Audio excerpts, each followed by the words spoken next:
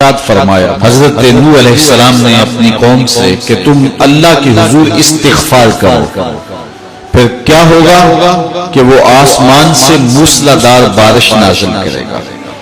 اور تمہاری مدد کرے گا مالوں سے، بیٹوں سے،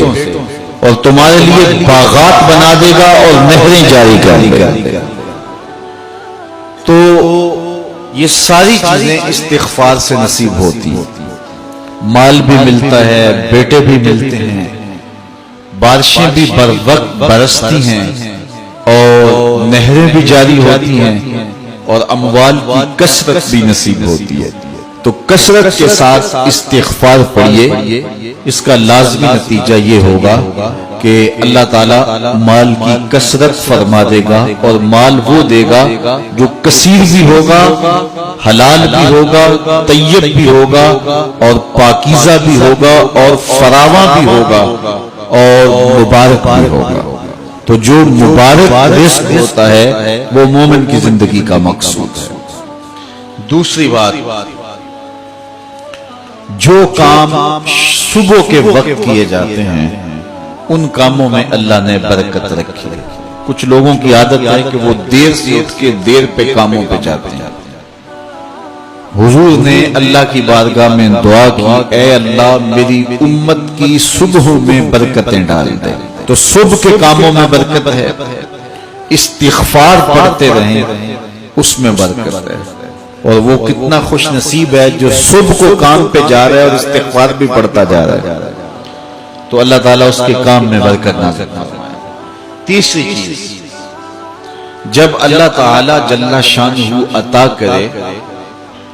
تو اس پر شکر کرے،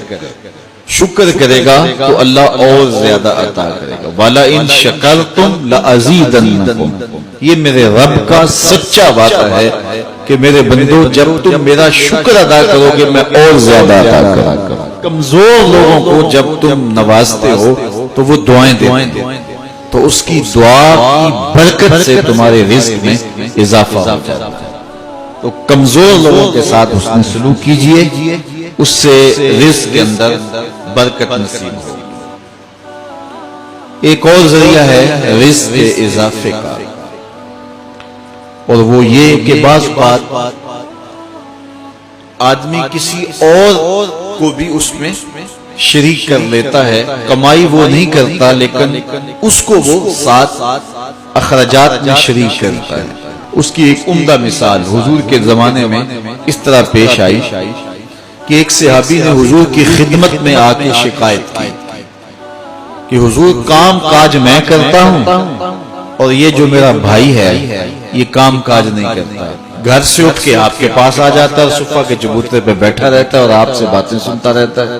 اور حدیثیں یاد کرتا رہتا ہے، تو اس کو بھی چاہیے نا کہ میرے ساتھ کچھ وقت دے اور میری کاروبار میں مدد کروائے۔ اللہ اکبر۔ تو اس نے حضور سے یہ شکایت کیا کہ اپنے بھائی، تو حضور نے ارشاد فرمایا شاید تجھے بھی رزق اس کے صدقے سے مل رہا ہو۔ تو اس سے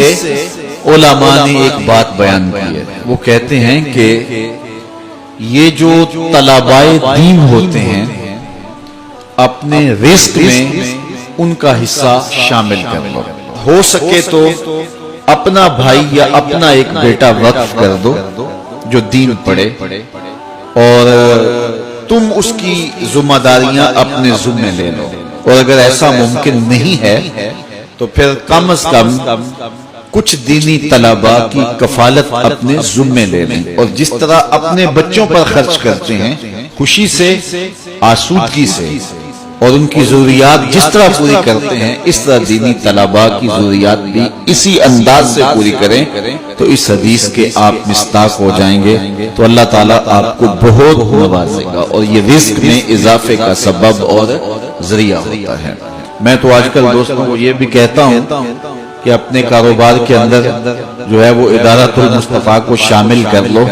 کچھ فیصد حصہ ادارۃ المصطفیٰ کا رکھ لو،